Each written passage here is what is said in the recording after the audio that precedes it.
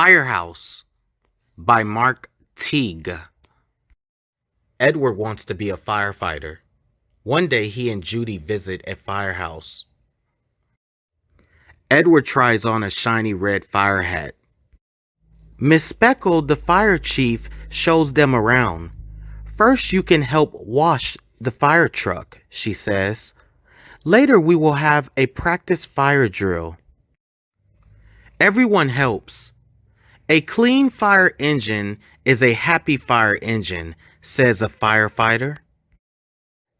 Edward climbs into the driver's seat. He stirs to the right.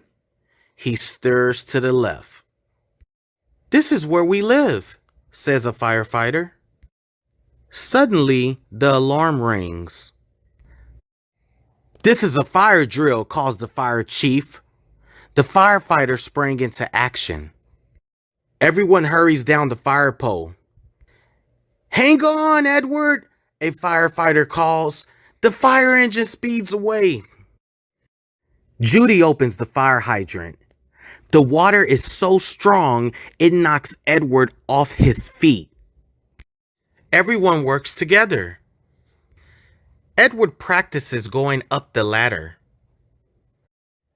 But he needs help coming down. Life-saving is a firefighter's most important job. They return to the firehouse. After lunch, the alarm rings again. This time, it's a real emergency. A kitten is stuck up a tree. Who will save her? Asks the firefighter. Edward volunteers. Let me. Edward climbs the ladder and rescues the kitten. Good work, the firefighters cheer. Edward saves the day. There is a big parade to celebrate.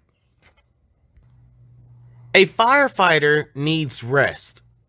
It is bedtime at the firehouse. The end.